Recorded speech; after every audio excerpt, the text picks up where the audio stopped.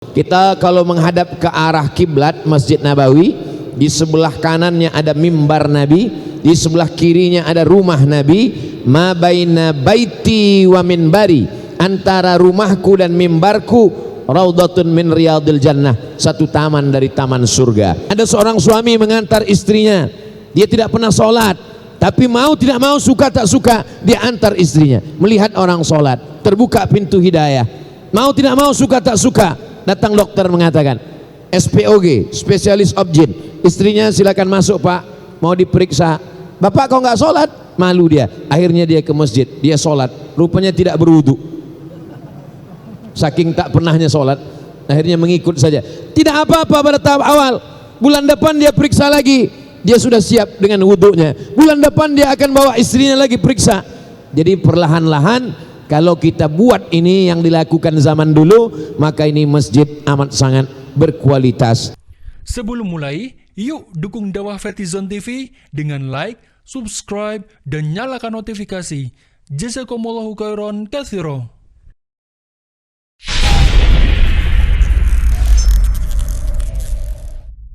Wassalatu wassalamu ala rasulillah Sayyidina wa maulana Muhammad ibni Abdillah wa ala alihi wa sahbihi wa man da'a bida'watihi wa istanna bisunnatihi ila yaumi liqa'i rabbih wa ba'du. Yang sama-sama kita hormati Bapak Gubernur Nusa Tenggara Barat beserta seluruh jajaran yang tak dapat saya sebutkan satu persatu, para habaib, para alim, para ulama, tokoh masyarakat, hadirin hadirat, insyaallah semuanya dimuliakan Allah Subhanahu wa taala. Pesawat yang membawa saya tadi dari Jakarta melintas di atas, lalu kemudian terlihat gunung, nampak juga laut, tepian pantai. Setelah itu ada sawah, di tengah-tengah sawah ada masjid. Setiap ada masjid ada rumah-rumah dikepung oleh rumah berada di samping masjid. Jadi kalau kita lihat dari atas, Nusa Tenggara Barat ini begitu modelnya.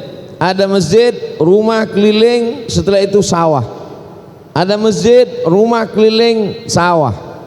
Hanya saja saya lupa menghitung sampai 1000 atau tidak. Tapi angka 1000 itu bukan angka nominal. Sama seperti pada surat Al-Qadar, Lailatul Qadri khairum min alfi syahri. Ternyata menurut salah satu pendapat ahli tafsir, makna alfi syahri bukan 1000 bulan, tapi karena angka yang tertinggi dalam bahasa Arab adalah 1000, maka orang Arab menyebut sejuta itu alfi. Alfu 1000, nolnya 3, sejuta nolnya 6, alfi. Jadi makna 1000 artinya angka tertinggi, angka terbanyak. Saya yakin negeri ini disebut negeri 1000 masjid bukan angka nominal, tapi mengikut tata bahasa Arab alfi. Kalau ikut bahasa Indonesia ada lagi di atas 1000, yaitu 2000. Nanti semua akan menggunakan kata sensus yang lebih besar, lebih banyak, lebih bombastis lagi. Tapi sebenarnya yang dimaksud adalah bahwa negeri ini berdasarkan peradaban masjid. Inilah yang membuat negeri ini tetap baldatun thayyibatun wa rabbun ghafur sampai hari kiamat insyaallah. Kalau kita pergi ke Kalimantan, kita telusuri tepian sungai, di sana ada satu masjid didirikan oleh Habib Abdurrahman Al-Gadri, cikal bakal Kesultanan Al-Gadriyah.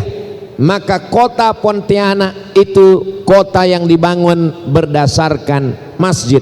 Kalau kita pergi ke Pulau Sumatera, menelusuri Sungai Siak, di tepi Sungai Siak itu mereka membuat sebuah peradaban manusia. Di sana ada masjid yang didirikan oleh Sultan Siak pada tahun 1762. Di sebelah kanannya ada masjid, di sebelah kiri ada pasar. Jadi dari mulai Sumatera sampai Nusa Tenggara Barat sampai ke timur Papua Barat, maka negeri ini dibangun oleh ormas. Ormas maksudnya orang masjid. Jadi kalau hari ini kita bercerita tentang masjid, kita sedang mereschedule seperti sejarah masa silam, maka kita mesti menapaki tonggak sejarah yang mereka bangun. Kita mesti menghidupkan masjid lagi. Jadi apa yang kita bicarakan dari mulai siang tadi sampai malam ini sampai besok, itu semua adalah menyegarkan lagi ingatan kita, merefresh supaya kita kembali ke masjid. Ibu-ibunya kembali ke masjid, bapak-bapaknya kembali ke masjid, anak mudanya kembali ke masjid. Saya senang sekali di beberapa pengajian datang komunitas-komunitas anak muda dengan bangganya menulis anak muda sholat subuh berjamaah, tapi zuhur tidak datang lagi. Nah, jadi itu sebetulnya pun simbol juga. Artinya subuh yang paling berat, melawan kantuk, melawan tidur, dia bisa sanggup datang, apalagi zuhur, asar, maghrib dan isya. Jadi jangan kita terjebak pada simbol-simbol. Nah, pada kesempatan ini saya diminta berbicara tentang fungsi masjid dilihat dari zaman Nabi Muhammad sallallahu alaihi wasallam.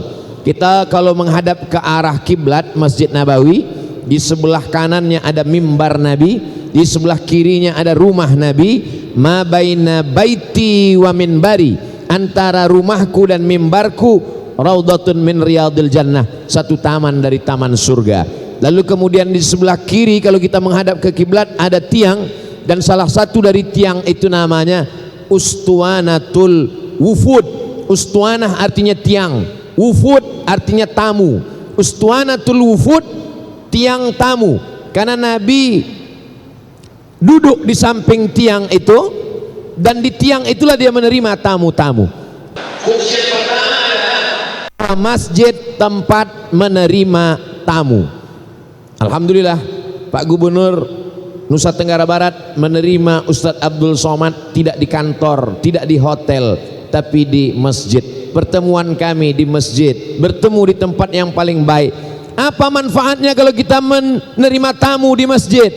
Kalau menerima tamu di hotel bagaimana? Kalau menerima tamu di rumah bagaimana? Kalau menerima tamu di hotel, azannya tidak kedengaran, kecuali hotel syariah. Kalau menerima tamu di rumah, boleh jadi kita katakan sholatnya nanti saja. Tapi kalau menerima tamu di masjid, membiarkan orang sholat, sementara sahibul bait tidak sholat. Maka tadi begitu dikumandangkan azan isya, Allahu Akbar, Allahu Akbar, langsung pengurus datang ke dalam. Pak, waktu isya masuk. Pak Gubernur pun langsung sholat isya berjamaah bersama dengan jamaah yang ada. Tapi tamunya tidak ikut sholat. Ustaz Somad kok enggak sholat? Saya musafir. Begitulah Nabi mengajarkan menerima tamu di masjid. Jadi bukan maksud saya nanti semua tamu datang, enggak, di sekitar areal masjid. Ternyata di belakang masjid ini amat sangat representatif, bisa menerima tamu siapa saja pun yang datang, sehingga ketika azan dikumandangkan tidak akan mungkin dibiarkan orang sholat berjamaah. Jadi kalau ada orang membangun masjid besar, megah, mewah, cantik, ini adalah ingin menghidupkan lagi masjid. Jangan sampai masjid ini hanya sebagai tempat ritual semata. Selesai sholat hilang. Orang menerima tamu di kafe, menerima tamu di karaoke, menerima tamu di diskotik, lupa kepada Allah Subhanahu wa taala. Di mana menerima tamu? Di masjid. Sehingga Nabi sallallahu alaihi wasallam ketika datang orang dari Najran, dia pun menerima tamu di Masjid Nabawi. Pada tahun ke-8 Hijrah, Nabi membebaskan kota Makkah Al-Mukarramah. Tahun 8 pembebasan kota Makkah, tahun ke-9 utusan-utusan dari berbagai kabilah datang ke Masjid Nabawi, dan tamu-tamu itu disambut di masjid, sehingga masjid terbuka pintu hidayah. Beberapa tamu mendapat hidayah bersyahadat langsung di masjid. Ini semua menjadi pelajaran buat kita bersama supaya masjid-masjid ke depan dibangun. Yang bingung dengan arsitekturnya, datang jalan-jalan ke negeri 1000 masjid Nusa Tenggara Barat. Setuju? Tiket tanggung sendiri. Jamaah yang dimuliakan Allah Subhanahu wa taala. Ini yang pertama. Yang kedua, ketika terjadi peperangan lalu kemudian ada korban yang berdarah-darah, yang luka, itu ketika kembali ke kota Al-Madinah Al-Munawwarah, dia diobati di emperan-emperan masjid, tidak dibawa masuk ke dalam karena dikhawatirkan darahnya menetes, najis, kotor, sulit dibersihkan. Karpet kita yang cantik, yang bersih, kalau sampai kena perban, kena nanah, kena darah, kotor. Tapi di emperan-emperan masjid, tapi dia masih di sekitar masjid. Orang sakit itu, saya ketemu dengan dokter, kata dokter, Ustadz Somad, yang membuat orang sehat itu cuma 20% obat, hanya adalah semangat, sugesti. Makanya banyak orang sakit dibawa ke rumah sakit, bukan sehat, mati. Tapi kenapa dia justru semangat? Karena dokternya memberikan semangat. Gimana saya nih dokter? Nampaknya saya ini sudah mau mati. Tenang Pak, Bapak insya Allah sehat. Makanya kita kalau mengunjungi orang sakit jangan terlalu jujur. Ini kadang kita banyak mengunjungi orang sakit, pas ditanya, gimana keadaan saya Pak Ustadz? Kalau saya lihat-lihat nampaknya kamu ini tak sampai hari Jumat udah selesai ini. Tidak seperti itu. Kita bangkitkan semangatnya. Saya ini sudah diponis Pak Ustadz, nampaknya umur saya tak sampai 6 bulan. Tenang, justru yang memponis itu 3 bulan lagi boleh mati. Berapa banyak orang yang diponis mati tak mati-mati. Kawan saya, sahabat saya diponis mau mati, doanya cuma satu, istrinya sedang mengandung, ya Allah, aku tak minta banyak, kalaupun kau cabut nyawaku, biarlah aku sempat melihat anakku ini lahir ya Allah. Lalu saya tanya, anakmu sudah lahir? Udah 4 tahun, tak mati-mati. Aja dibangkitkan semangat, ceritakan itu. Dan orang kalau dia berada di samping masjid, maka di insya Allah akan sehat. Jadi ada buku yang ditulis oleh Syekh Mustafa As-Sibai, seorang berkeluarga negaraan Suriah, mendapat gelar doktor dari Al-Azhar, menulis disertasi judulnya As-Sunnah wa Makanatuha fit Tasyri'il Islami. Lalu kemudian bukunya bestseller, bagus sekali untuk membantah orang yang ingkar sunnah. Dan dia menulis salah satu buku judulnya Min Rawa'i Hadaratina. Di antara kehebatan peradaban Islam, di antaranya adalah di samping masjid dibangun klinik gratis. Jadi cikal bakalnya zaman dulu ketika peperangan, korban-korban perang yang berdarah, yang sakit, kena tombak, kena pedang, kena anak panah, itu diobati di persekitaran masjid.